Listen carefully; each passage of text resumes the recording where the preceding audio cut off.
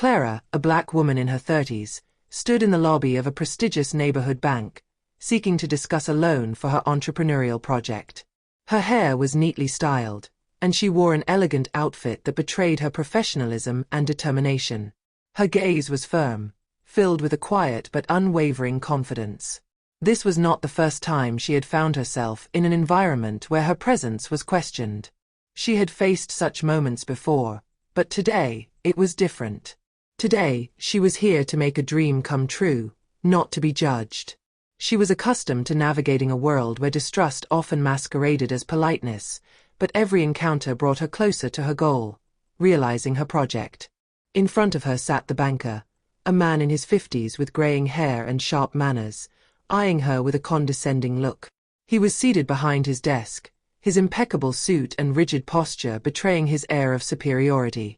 Clara calmly took a seat across from him and placed her file on the table.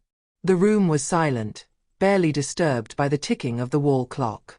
"What can I do for you, madam?" he asked in a cold tone, sounding more like a forced politeness than genuine interest.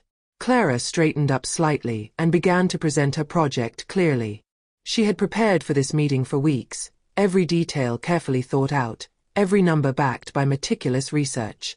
She explained her business concept, her objectives, and how the loan would serve as a lever to expand her distribution network and create jobs in the local community. Her voice was calm and measured, betraying no nervousness. But before she could finish presenting her project, the banker abruptly interrupted her. A sneer formed on his lips. "What makes you think you're capable of managing a business?" he said, his voice cutting through the air.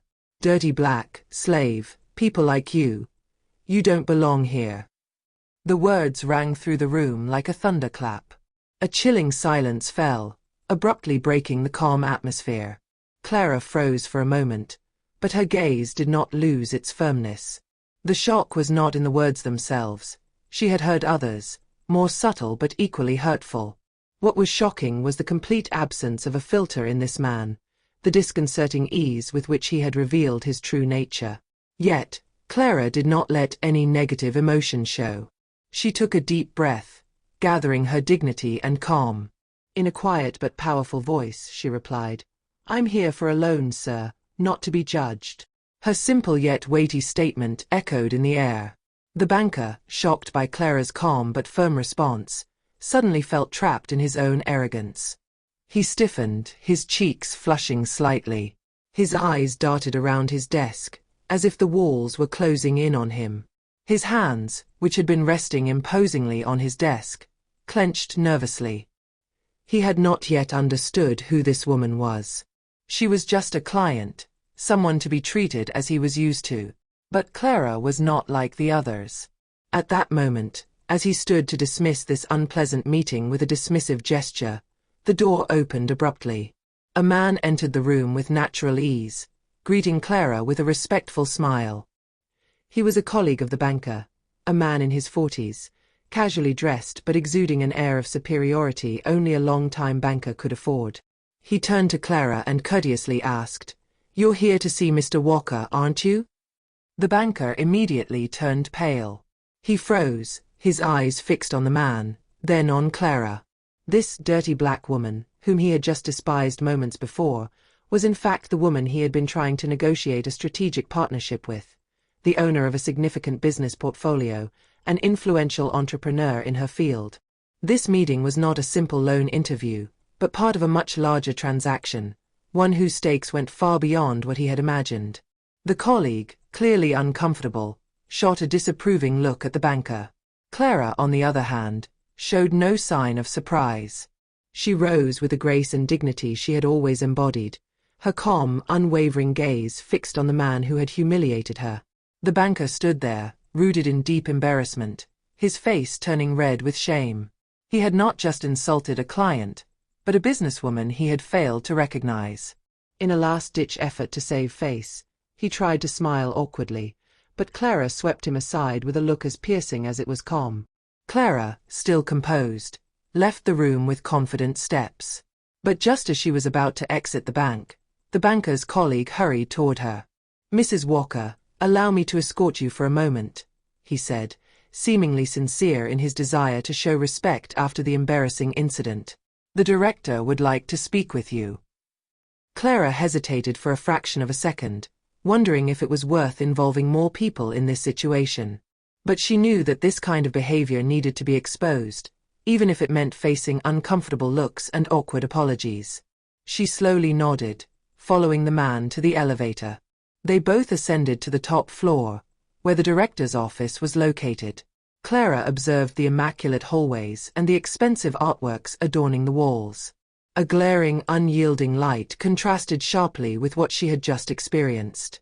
The director was there, a man in his 60s, with an impeccable appearance and a rigid posture that exuded respectability.